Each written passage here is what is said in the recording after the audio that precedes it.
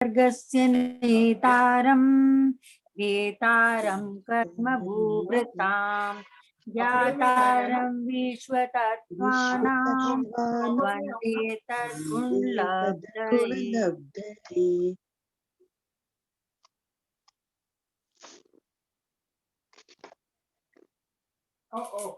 आवाज आई दीदी? ओके है ना। Thank you very much. Have a nice day madam.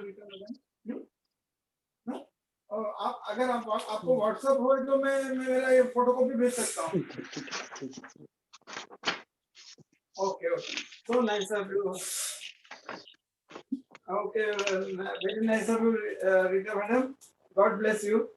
Okay thank you. हमारी क्लास चालू होगी। एक घंटा बाद चालू करता हूँ। नहीं मैं कहो पछे बात कर। बाबूजी आप 6 नंबर सूत्र पढ़िए ना। 6 नंबर गिर के मुझको निकाल दो। हाँ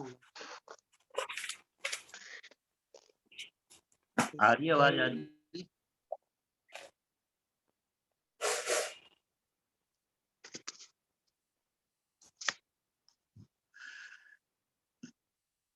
तेस वेग त्रिसप्त 10 सप्तदश द्वाविंशति त्रायस त्रिस्त सागरोपमा तत्वानां परास्थिति।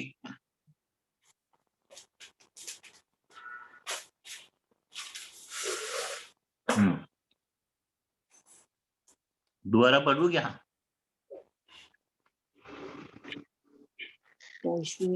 सप्तदश सप्तदश द्वाविंशति त्रयस्त्रिशत सागरोपम सत्त्वानां परास्थितः।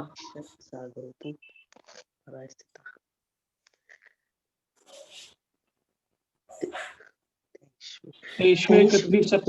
सप्तदश द्वाविंशति त्रयस्त्रिंशत् सागरोपमा सत्त्वानां परास्थिति।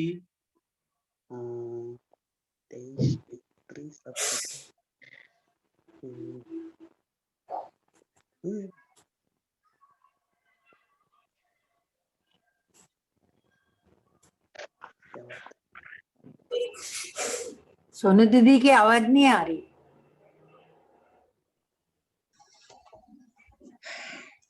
ये जो अभी 6 नंबर सूत्र है, त्रेसु एक त्रि सप्त दस द्वाविंशति त्रयस त्रिंशत सागरोपम सत्वानाम परास्थिता। इसका मतलब उन नरकों के नारकी जीवों की उत्कृष्ट स्थिति क्रमशः 1, 3, 7, 10, 17, 22 एवं 33 सागर की उपमा वाली है। 63 मतलब एक एक वर्ड का अर्थ हम लोग समझेंगे। त्रेस्विक त्रि सप्त 10, त्रि मतलब 3, सप्त मतलब 7, 10 मतलब 10। तो पहले नरक की नारकियों की उत्कृष्ट आयु 1 सागर है। त्रेस्वेक मतलब 1, तेसु 1 त्रि, ठीक है। तो पहले नरक की नारकियों की उत्कृष्ट आयु 1 सागर है।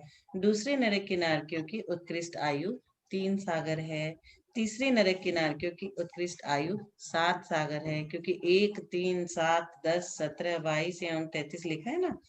चौथे की 10, पांचवे की 17, छठवें की 22 और सातवें की 33 सागर। तो सागरोपम समय की उपमा है जिससे बृहद आयु आदि की गणना की जाती है। सागर मतलब 10 कोड़ा कोड़ी अद्धा पल्लियों का एक सागर होता है। एक सागर कितना होता है? 10 कोड़ा कोड़ी अद्धा पल्लियों का एक सागर होता है। पल्ले किसे कहते हैं? सबसे पहले आप पूछोगे सागर किसे कहते हैं, पल्ले किसे कहते हैं। तो पल्ले गड्ढे को कहते हैं। पल्ले का माप 3 प्रकार से हम कर सकते हैं। पहले व्यवहार पल्ले, दूसरा उद्धार पल्ले और तीसरा अद्धा पल्ले। 3 तरह से पल्ले का हम माप कर सकते हैं। व्यवहार पल्ले और दूसरा उद्धार पल्ले, तीसरा अद्धा पल्ले।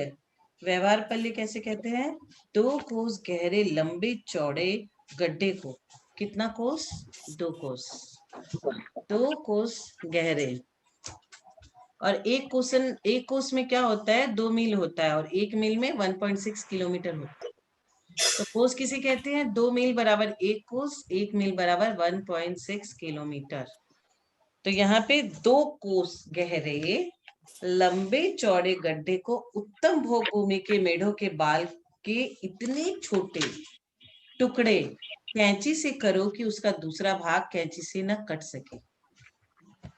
अब क्या करो? अब उन बालों से उस गड्ढे को इस तरह भरो कि उस पर हाथी भी चल जाए तो वह दबे नहीं। पुनः 100 साल में एक एक बाल निकालना है।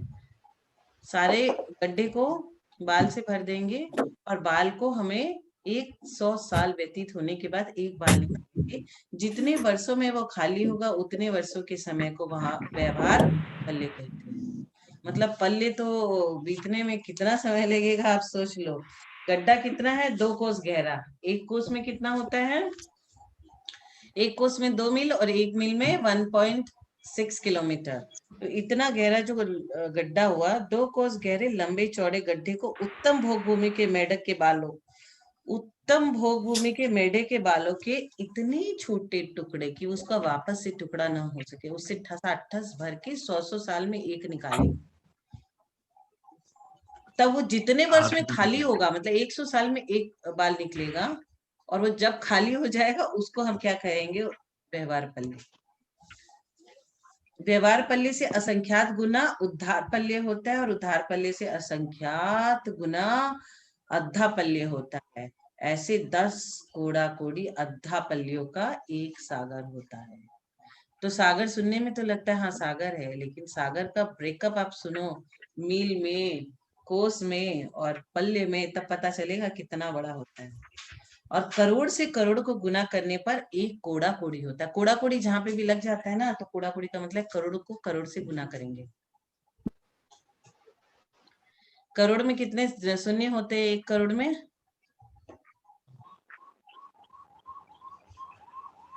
7 6 शून्य होते। 7 अब 7 को 7 से गुना करेंगे तो करोड़ से करोड़ को गुना करेंगे तो एक करोड़ मतलब 1 के बाद 7 शून्य, फिर उसको उससे गुना करेंगे तो जो आएगा वो कोड़ा कोड़ी हमारा होगा।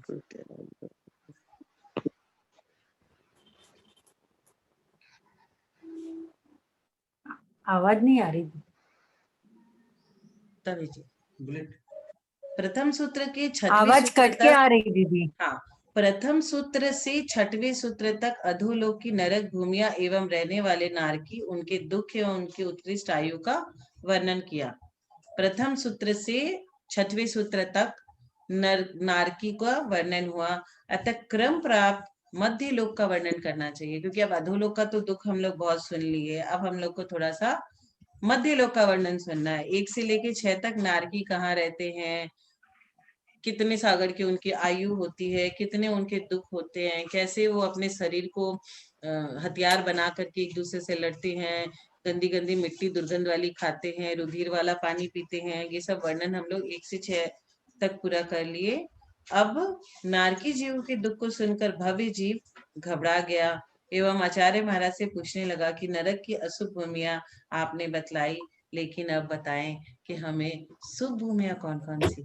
अशुभ भूमि तो सुन लिया, अब डर लगने लगा, तो अब थोड़ा सा मन को रिलैक्स करना है। शुभ भूमिया कौन कौन सी है, शिष्य आचार्य से पूछता है। तो ऐसा पूछने पर आचार्य कहते हैं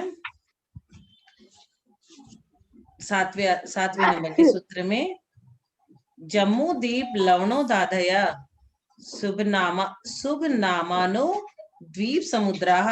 सभी लोग साथ में बोलेंगे, जम्मू दीप लवणो दाधया शुभ नामानो द्वीप समुद्राः। जम्बूद्वीप लवणो दया सुवना मानो द्वीप समुद्र।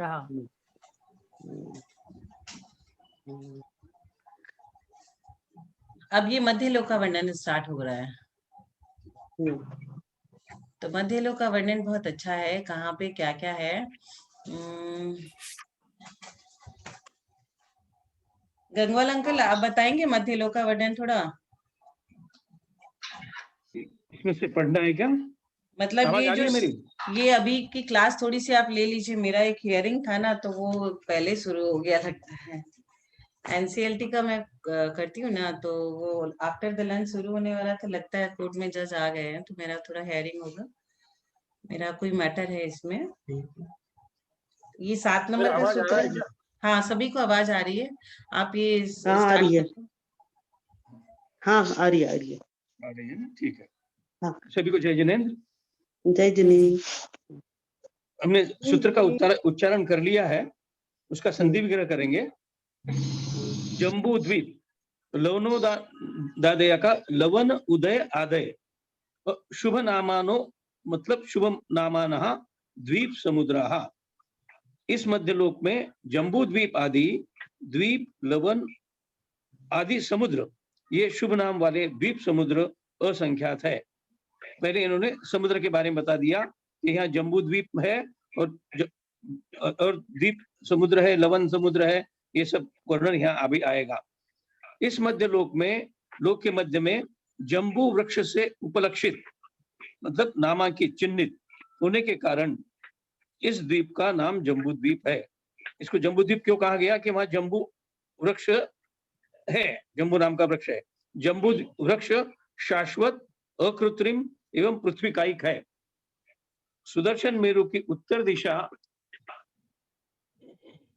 में विदेह क्षेत्र के अंतर्गत उत्तर कुरु नामक उत्तम भोग भूमि के मध्य जम्बू नामक वृक्ष है। या जम्बू वृक्ष कहाँ है ये बताया उन्होंने कि ये सुदर्शन मेरु के उत्तर दिशा में विदेह क्षेत्र में, मतलब ये जम्बू द्वीप जो है विदेह क्षेत्र में, विदेह क्षेत्र का नाम तो हम बार बार सुनते हैं, विदेह क्षेत्र के अंतर्गत उत्तर कुरु नामक भूमि में है। विदेह क्षेत्र में भी उत्तर कुरु नाम की जो भूमि है वहां ये जम्बू वृक्ष है। जम्बू द्वीप के बाद लवन समुद्र है, एक को एक घेरे हुए है ये सब। जम्बू द्वीप के बाद लवन समुद्र है। इन द्वीप समुद्रों में स्वर्ग एवं मोक्ष जाने की साधना के शुभ कार्य होते हैं। अतः ये सब शुभ है अथवा लोक जीवन में जामुन एवं नमक को शुभ माना जाता है। इन द्वीप समुद्र में स्वर्ग एवं मोक्ष जाने की साधना के शुभ कार्य होते हैं। अतः ये सब शुभ है अथवा लोक जीवन में जामुन एवं नमक को शुभ माना जाता है। जम्बू द्वीप से मतलब वहां जामुन का वृक्ष है ऐसा हम समझ रहे हैं यहाँ, तो इसके लिए यहाँ जम्बू द्वीप आया और हम वो जम्बू द्वीप में अच्छे सब कार्य होते हैं, मोक्ष जाने की व्यवस्था होती है, स्वर्ग जाने की व्यवस्था होती है, इसके लिए हम उसको शुभ मान रहे हैं। इसके लिए हम सामान्य जीवन में भी जामुन को और नमक को शुभ मानते हैं, क्योंकि आगे लवन समुद्र भी आया तो लवन समुद्र नमक हो गया। जामुन के पत्ते आदि शुभ कार्य में, वंदनवार या मंडप बनाने के काम में आते हैं एवं लवन नमक के बिना भोजन भी स्वादु एवं सुपाच्य नहीं बनता है। अतः इन सब कारणों से द्वीप समुद्र के साथ शुभ नाम पद जोड़ा जाता है। विशेषार्थ, जम्बू द्वीप आदि द्वीप व लवन आदि समुद्र के नाम इस प्रकार है। जम्बू द्वीप, लवन समुद्र, मतलब पहले जम्बू द्वीप आएगा, उसको घेरे हुए लवन समुद्र आएगा, फिर उसके बाद में घातकी द्वीप आएगा, उसको घेरे हुए कालोदधी समुद्र आएगा, फिर पुष्करवर द्वीप आएगा, फिर उसको पुष्करवर समुद्र घेरा हुआ आएगा। इसी तरह वारुणीवीर द्वीप, वारुणीवीर समुद्र, क्षीरवर द्वीप, क्षीरवर समुद्र, घृतवर द्वीप, घृतवर समुद्र, इक्षुवर द्वीप, इक्षुवर समुद्र, नंदीश्वर द्वीप, नंदीश्वर समुद्र, अरुणवर द्वीप, अरुणवर समुद्र, अरुणाभास द्वीप, अरुणाभास समुद्र, कुंडलवर द्वीप, कुंडलवर समुद्र, शंखवर द्वीप, शंखवर समुद्र, रुचकर द्वीप, रुचकर वर समुद्र। इस प्रकार असंख्यात द्वीप एवं समुद्र है। सबसे अंत में स्वयंभू रमन द्वीप व स्वयंभू रमन समुद्र है। अब ये बीच में कितने द्वीप और समुद्र है तो असंख्यात है। इन्होंने सिर्फ अपने को 13 के नाम गिनवाए, तो ये बीच में जो है कितने है और इसका हमें पता नहीं है, हम इसको काउंट नहीं कर सकते, असंख्यात है। और आखिरी में जो है वो स्वयंभू रमन द्वीप और स्वयंभू रमन समुद्र है। जिज्ञासा, जम्बू आदि द्वीपों एवं लवन आदि समुद्रों की रचना मध्य लोक में किस प्रकार है, ऐसी जिज्ञासा होने पर आगे का सूत्र कहते हैं। विष्कंभा पूर्व पूर्व परिक्षेपिणो वलय कृतया। बोलेंगे सब लोग। द्विर्द्विर्विष्कम्भा द्विविष्कम्भा पूर्व पूर्व परिक्षेपिणो वलयाकृत्यः परिक्षेपिणो वलयाकृतयः। द्विर, इसका संधि विग्रह द्वि द्वि। अब ये द्विर द्विर आया तो यह उपसर्ग आ गया, दो बिंदी आ जाती है सामने। द्वि द्वि मतलब दो दो। विष्कंभा पूर्व पूर्व परिक्षेपिणे पिनः वलया, पिनो का पिनः हो गया, और वलय वलया कृतया का वलय अकृतया। प्रत्येक द्वीप समुद्र एक दूसरे से दूने दूने विस्तार वाला है एवं पहले द्वीप के समुद्रों को घेरे हुए चुड़ी के वलय के समान गोल आकार वाले है। मतलब समझो एक राउंड हो गया, दूसरा जो द्वीप समुद्र है वो पहले समुद्र के डबल विस्तार वाला होगा और उसको घेरा हुआ होगा। पहले मतलब पहले आएगा द्वीप, फिर आएगा समुद्र, फिर आएगा द्वीप, फिर आएगा समुद्र, और एक द्वीप से दूसरा द्वीप दुगुना है, एक समुद्र से दूसरा समुद्र दुगुना है, और एक चूड़ी के आकार से एक द्वीप को घेरा हुआ है। लब्धार्थ, जम्बू द्वीप से लवण समुद्र का विस्तार दुना है, इसके आगे द्वीप एवं समुद्र का विस्तार दुना दुना होता गया है। ये द्वीप समुद्र आगे आगे एक दूसरे को घेरे हुए वलयाकार है।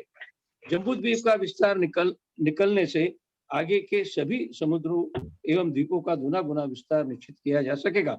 अतः यह सूत्र तो सभी द्वीप समुद्रों के विस्तार एवं आकार का कथन करने वाला है।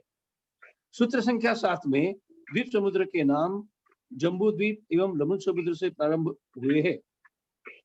सूत्र संख्या 8 में द्वीप समुद्र का दुना दुना विस्तार वाला वलयाकार वाला कहा है, किंतु सभी द्वीप समुद्र के मध्य में कौन सा द्वीप है, उसका विस्तार भी कितना है, जिससे आगे आगे के समुद्र एवं द्वीपों का विस्तार का ज्ञान हो सके, ऐसी जिज्ञासा होने पर सूत्र कहते हैं। वही हम पहले का यदि हमको मेजरमेंट मालूम हो गया तो उससे सब दुगुना दुगुना हो रहा है। तो पहले में सेंटर में कौन सा द्वीप है और उसका विस्तार क्या है, यह अब अगले सूत्र में बता रहे हैं। तन्मध्ये मेरुनाभिर्वृत्तो योजन शतसहस्र विष्कंभो जम्बू द्वीप। बोलेंगे सब लोग। तन्मध्ये मेरुनाभिर्वृत्तो योजन शतसहस्र विष्कंभो जम्बूद्वीपः। सहस्र विष्कंभो जम्बूद्वीपः। इसका संधि विग्रह करेंगे। तन्मध्ये, तन अलग करेंगे, मध्य मेरु नाभिर्वृत्तो योजन शतसहस्र विष्कंभा जम्बू द्वीप। उन सब द्वीप समुद्रों के ठीक बीच में मेरु है, नाभि में जिसके ऐसा गोल 1 लाख योजन विस्तार वाला जम्बू द्वीप है। मतलब जम्बू द्वीप के मध्य में एक मेरु है जो सेंटर में है, नाभि में। नाभि मतलब सेंटर, हमारी नाभि भी हमारे शरीर का सेंटर है। तो जो द्वीप के सेंटर में है वो मेरु है, और ये जो पूरा द्वीप है वो 1 लाख विस्तार वाला जम्बू द्वीप है। इन सभी द्वीप समुद्रों का प्रारंभ जम्बू द्वीप के ठीक बीच से होता है। जम्बू द्वीप के ठीक बीच में नाभि स्थान के समान 1,40,000 योजन ऊंचा मेरु पर्वत है, लेकिन जम्बू द्वीप का विस्तार 1 लाख योजन है। अभी रचना यदि हम देखेंगे, यदि आप जमीन पर ये करेंगे, जमीन का प्लेन लेंगे तो बीच में एक मेरु है पर्वत, वो पर्वत को मेरु पर्वत कहते हैं। सुमेरु पर्वत आएगा वो जम्बू द्वीप में जो है वो सुमेरु पर्वत आएगा। तो उसकी ऊंचाई टोटल 1,40,000 योजन है, 1,40,000 योजन है। तो वो 1 लाख में से 1,000 योजन वो जड़ में नींव में है, और 99,000 योजन ऊपर जमीन के ऊपर है, और ऊपर 40 योजन की चुलिका है। आगे इसका वर्णन भी और आया है, वो हम पढ़ेंगे। जम्बू द्वीप के ठीक मध्य स्थान में शरीर के नाभि के समान बीच स्थान में सुमेरु पर्वत है। जो मेरु पर्वत 1,000 योजन नीचे जमीन में नींव उसकी जड़ के समान है। 1,000 योजन जमीन के नीचे है। 99,040 योजन की ऊंचाई जमीन से चोटी तक है। इसमें ही 40 योजन की चूलिका चोटी गिनी जाती है। अतः कुल योग 1000 योजन जड़, 500 योजन पर भद्रसाल वन, 62,500 योजन पर नंदन वन और 36,000 योजन पर सोमनस वन और 40 योजन की चूलिका। इस तरह 1,40,000 कुल योजन हो गए। तो ये जो 1,00,000 योजन की जो ये है, तो उसमें उन्होंने 3 वन बताए, भद्रसाल वन, नंदन वन और सोमनस वन। मतलब नीचे से हम शुरू करेंगे तो सबसे पहले आएगा 500 योजन पर नीचे से, मतलब 1,000 योजन तो नीचे चला गया जमीन में, उसके ऊपर 500 योजन के ऊपर भद्रसाल वन आएगा। फिर आगे और 62,000 जाने के बाद में 62,500 योजन पे नंदन वन आएगा और बचे हुए 36,000 योजन पे सोमनस वन आएगा और 40 योजन की चूलिका रहेगी। जम्बू द्वीप का विस्तार 1,00,000 योजन है। चौथा नंबर का पांडुक वन और है इसमें। अच्छा, ये भद्रसाल वन है ना, पहले जमीन पर है, 500 ऊपर पर दूसरा वन आएगा, हाँ, नंदन वन।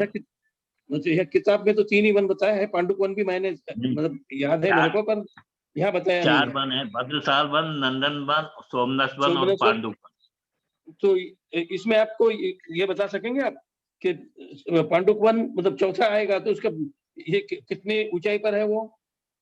ये शुरू में भद्रसाल वन है ना, बिल्कुल लेवल में है, शुरू जड़ के अंदर। हाँ, और दूसरे नंबर 500 के ऊपर भद्रसाल वन है। उसके बाद में भद्रसाल वन के बाद में नंदन वन आएगा ना? हाँ, 500 पर 500 नंदन वन 62,500 बता रहे हैं। नहीं, 500 योजन दूसरा दिया है। यहाँ जो किताब में बताया है मेरे को, जो मेरे पास अमित सागर जी की किताब है, उस किताब में ऐसा बताया है कि 500 योजन पर भद्रसाल वन है, 62,500 योजन पर नंदन वन है और 36,000 योजन पर सोमनस वन है। इसमें पांडुक वन का नाम नहीं लिया इन्होंने, लेकिन पांडुक वन है ये तो मुझे भी पता है। 4 ही है। और 40 योजन की चूलिका। तो ये पांडुक वन जो है, जहाँ पांडुशिला है, जहाँ तीर्थंकर भगवान का अभिषेक होता है, वो तो पांडुक वन है, वहाँ पांडुशिला है, लेकिन वो मेरे ख्याल से आखिरी सोमनस के बाद ही आएगा, लेकिन कितनी ऊंचाई पर है इसमें एक्सप्लेनेशन नहीं है। ये 36,000 के ऊपर पांडुक वन है भैया। 36,000 ऊपर लिखा है ना इसमें, कटनी पर जाके पांडुक वन है। अच्छा, वो आपकी कौन सी किताब है, वो पढ़ के बता दीजिए ना जरा, मेरे किताब में नहीं है, आप वो पढ़ के बता दीजिए।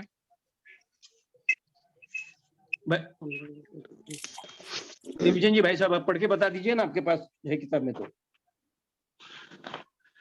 नहीं, इसमें वो जो आप बता रहे हो तीनों तो इसी तरह से है 500 के ऊपर, लेकिन एक जो नीचे शुरू में जैसे जमीन की जो तलहटी है ना, उसमें है पहला भद्रसाल। हाँ, तलहटी में भद्रसाल है। पांडुक वन कहाँ है, कितना? 500 के ऊपर। सोमनस के ऊपर ही आएगा ना? हाँ, सोमनस के ऊपर जाकर सबसे ऊपर पांडुक वन आएगा ना? सबसे ऊपर है, उसके ऊपर चूलिका है, ऊपर है पांडुक शिला। ठीक है, ये बात नहीं है। अंदर है जो पांडुक अपनी है, जो मतलब ये पांडुक शिलाएं हैं जिसके ऊपर अभिषेक होता है। हाँ, ये वो तो है, लेकिन उसका हाइट मतलब कौन से हाइट पर है ये नहीं आया मेरी किताब में। ठीक है, तो देखेंगे क्या। बोलिए बोलिए बोलिए बोलिए बोलिए। अरे कोई कुमकुम दीदी आप बोलिए ना। इसमें दिया है कि 62,500 योजन ऊपर जाकर कटनी पर सोमनस वन है और पुनः 36,000 योजन ऊपर जाकर कटनी पर पांडुक वन है। अंत में 40 योजन की चूलिका है। तो नंदन वन कहाँ है फिर? नंदन वन तो ये पहला जमीन से 500 योजन भद्रसाल, हाँ, और दूसरा 62,500 योजन का, तीसरा 36,000 योजन का और 40 योजन की चूलिका है, ऐसा दिया तो है। लेकिन टोटल 4 वन है ना? नहीं, देखिए ऐसा दिया, मैं बता रही हूँ ये सुमेरु पर्वत जमीन से भद्रसाल वन से घिरा है। मतलब जो अपना अंदर चला गया, उसके बाद जब जमीन आई तो जमीन से भद्रसाल वन से घिरा है। उसके बाद 500 योजन ऊपर कटनी जाकर नंदनवन है। पुनः 62,500 योजन ऊपर जाकर कटनी में सोमनस वन है। पुनः 36,000 योजन ऊपर जाकर कटनी पर पांडुक वन है। पांडुक फिर वन अंत है। में 40 योजन की चुलिका है। अंकल जी सही कह रहे थे, भद्रसाल वन जो है ना वो सुमेरु पर्वत की मतलब फ्लोर पे ही आएगा जमीन से। मतलब सुमेरु पर्वत का रूट जो है वो भद्रसाल वन है, 500 योजन पर नंदन वन है, 500 योजन पर सोमनस वन है और 36,000 योजन पर पांडुक वन है। ठीक, उसके ऊपर फिर चुलिका है 40 योजन की, उसके ऊपर चुलिका है। ठीक है, ओके। तो जम्बू द्वीप का विस्तार 1 लाख योजन है, लेकिन जम्बू द्वीप में कोई क्षेत्र विभाग है क्या, ऐसी जिज्ञासा होने पर आगे का सूत्र कहा है। अब जम्बू द्वीप का विस्तार तो 1 लाख योजन हमने सुन लिया, अब उसका आगे कोई विस्तार होता है क्या, आगे कुछ वो सूत्र आया है आगे। तो अभी उसमें बताया उन्होंने, भरत हैमवत हरिविदेह रम्यक हैरण्यवत ऐरावत वर्षा क्षेत्राणि। पढ़िए सब लोग। भरत थोड़ा सा और बोल दो,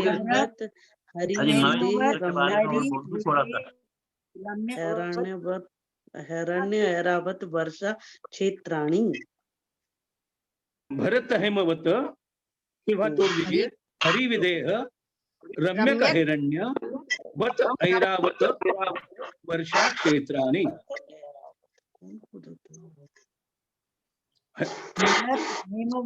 एक बार पढ़ लेंगे और सब लोग। हिरण्य ऐरावत वर्षा क्षेत्राणि। भरत हरिविदेह रम्यक हिरण्यवत वर्षा क्षेत्राणि। गंगवाल साहब, मैं यजमान नवे सूत्र के बारे में थोड़ा सा और बता दूं। बता दीजिए। ये चारों प्रकार के जो वन है ना, उसके अंदर चारों दिशाओं के अंदर 4-4 चैतालय है। इस तरह से जब कुल 16 चैतालय है और पांडुक वन के चारों ओर 4 दिशाओं में 4 पांडुक शिलाएं हैं, जिन पर उस दिशाओं के क्षेत्रों के उत्पन्न हुए तीर्थंकरों का अभिषेक होता है और इसका रंग पीला है। पहला पांडुक शिला में भरत क्षेत्र से जन्मे तीर्थंकरों का अभिषेक होता है। दूसरा पांडु कमला, ये पश्चिम विजय के जन्मे तीर्थंकरों का अभिषेक होता है। तीसरा रक्त शिला में पूर्व विजय क्षेत्र में जन्मे तीर्थंकरों का अभिषेक होता है। और चौथा रक्त कमला, ये ऐरावत क्षेत्र में जन्मे तीर्थंकरों का अभिषेक होता है। हाँ, अब बोलिए आप 10वें के बारे में। ये 10वें सूत्र का संधि विग्रह हमने कर लिया। जम्बू द्वीप में भरत वर्ष, हेमवत वर्ष, हरिवर्ष, रम्यक वर्ष, हिरण्यवत वर्ष एवं ऐरावत वर्ष, ये 7 क्षेत्र है। यह वर्ष का मतलब हो गया क्षेत्र। जैसे हम भारत वर्ष बोलते हैं ना, भारत को हम भारत वर्ष भी बोलते हैं, तो वर्ष मतलब क्षेत्र, एरिया। तो इसी तरह से जम्बू द्वीप में टोटल 7 क्षेत्र आए हैं। पहला है भरत वर्ष, दूसरा है हेमवत वर्ष, तीसरा है हरिवर्ष, चौथा है रम्यक वर्ष, 5वां है हिरण्य वर्ष, चौथा विदेह वर्ष, 2, 3, 4, 5 और ऐरावत वर्ष। ये तो 6 हो गए। भरत, हेमवत, छूट गया विदेह। विदेह नहीं आया। हाँ, विदेह क्षेत्र नीचे नहीं आया। विदेह क्षेत्र, हरि क्षेत्र के बाद विदेह क्षेत्र आएगा, फिर रम्यक वर्ष, हिरण्यवत और ऐरावत। भरत क्षेत्र, भरत यह नाम अनादिकालीन है, फिर भी अयोध्या नगरी में सर्व लक्षणों से संपन्न भरत नामक षटकंठाधिपति प्रथम चक्रवर्ती हुआ है। इस अवसरपनी के राज्य विभाग काल में उसने ही सर्वप्रथम इस क्षेत्र का उपभोग किया था, इसलिए उनके अनुशासन के कारण भी इस क्षेत्र का रौडिक नाम भरत क्षेत्र हुआ है। भरत क्षेत्र का स्थान जम्बू द्वीप के मेरु पर्वत की दक्षिण दिशा के लवण समुद्र के किनारे से प्रारंभ होता है, अर्थात भरत क्षेत्र के उत्तर में हिमवन पर्यंत पूर्व दक्षिण एवं पश्चिम इन 7 दिशाओं में लवण समुद्र है। अभी इसको एक बार समझेंगे। भरत क्षेत्र का स्थान का चालू है, आवाज आ रही है, थोड़ा आवाज ये कर दो। भरत क्षेत्र का स्थान जम्बू द्वीप के मेरू पर्वत के दक्षिण दिशा में, साउथ में, लवण समुद्र के किनारे। जम्बू द्वीप को तो लवण समुद्र घिरा हुआ है, तो लवण समुद्र के किनारे ये जम्बू द्वीप प्रारंभ होता है, ये भरत क्षेत्र प्रारंभ होता है। अर्थात भरत क्षेत्र के उत्तर में, तो ये दक्षिण के दिशा में, तो उत्तर में क्या आएगा? हिमवन पर्वत एवं पूर्व दक्षिण एवं पश्चिम, इन तीनों दिशाओं में लवण समुद्र है। अब हेमवत क्षेत्र हिमवन पर्वत के समीप होने से हेमवत क्षेत्र कहलाता है। यह क्षेत्र दक्षिण हिमवन पर्वत एवं उत्तर महाहिमवन पर्वत से तथा पूर्व पश्चिम लवण समुद्र से लगा हुआ है। इस क्षेत्र को शाश्वत जगन्य भोग भूमि कहते हैं। ये भोग भूमि है, हेमवत क्षेत्र भोग भूमि है, भरत क्षेत्र कर्म भूमि है। हरित क्षेत्र हरित वर्ण मनुष्यों के योग से हरित क्षेत्र कहलाता है। यह क्षेत्र दक्षिण में महाहिमवन एवं उत्तर में निषद पर्वत से तथा पूर्व पश्चिम लवण समुद्र से लगा हुआ है। इस क्षेत्र में को शाश्वत मध्यम भोग भूमि कहते हैं। हेमवत को जगन्य भोग भूमि कहा था, अब ये मध्यम भोग भूमि हो गई। यह क्षेत्र दक्षिण में निषद पर्वत, बीच में सुमेरु पर्वत एवं उत्तर में नील पर्वत से तथा पूर्व पश्चिम दिशा में लवण समुद्र से लगा हुआ है। विदेह क्षेत्र इस क्षेत्र में रहने वाले मनुष्य निरंतर कर्मनाश करके देह रहित होते हैं अथवा संसार के कारणभूत देह को नाश करने के लिए प्रयत्नशील रहते हैं। इस कारण से इस क्षेत्र का नाम विदेह क्षेत्र है। विदेह क्षेत्र क्यों कहा गया? कि यहाँ रहने वाले मनुष्य जो है हमेशा ऐसा प्रयत्न करते हैं कि कर्मनाश हो जावे, हम विदेह बन जाए, सिद्ध बन जाए। क्योंकि यहाँ हमेशा चारों दिशाओं संबंधी 4 विद्यमान तीर्थंकर हमेशा विराजमान रहते हैं। विदेह क्षेत्र में कभी भी तीर्थंकर विराजमान रहते हैं, चारों दिशाओं में एक एक, जिससे जिन धर्म का सदा प्रवर्तन होता है, धर्म का कभी अभाव नहीं होता है। अतः मनुष्य धर्म धारण करके शरीर रहित सिद्ध अवस्था को प्राप्त होते हैं। यह शाश्वत कर्म भूमि है। इसका अर्थ ये कभी कोई न रहे कि विदेह क्षेत्र में जो मनुष्य निर्माण होते हैं वो सारे ही सिद्ध बनते हैं, ऐसा नहीं है। वहां सिद्ध हो सकते हैं, अधिक से अधिक सिद्ध वहां सकते हैं, लेकिन वहां का मनुष्य दूसरी तरफ जाके भी जन्म ले सकता है। रम्य क्षेत्र यह क्षेत्र दक्षिण के नील पर्वत पर, उत्तर में रुक्मी पर्वत से तथा दक्षिण में लवण समुद्र में लगा हुआ है। इस क्षेत्र को शाश्वत मध्यम भोग भूमि कहते हैं। हिरण्यवत क्षेत्र यह क्षेत्र दक्षिण में रुक्मी पर्वत एवं उत्तर में शिखरिणी पर्वत तथा पूर्व पश्चिम में लवण समुद्र से लगा हुआ है। हिरण्य के समान रुक्मी पर्वत के समीप होने से इसे हिरण्यवत क्षेत्र कहा है। यह शाश्वत जगन्य भोग भूमि है। अब वापस जगन्य भोग भूमि आ गया, इसमें उत्तम भोग भूमि आई नहीं कोई भी।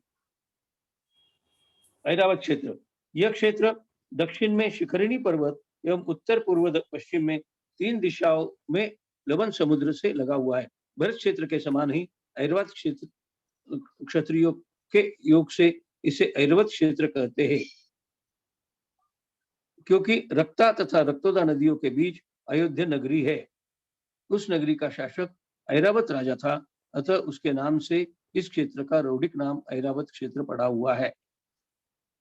विशेषार्थ जगन्य एवं मध्यम भोग भूमियों के नाम इन 7 क्षेत्रों में आ गए, लेकिन उत्कृष्ट भोग भूमि पूर्व विदेह के उत्तर दिग्वर्ती गजदंतों के बीच उत्तर कुरु नाम से है।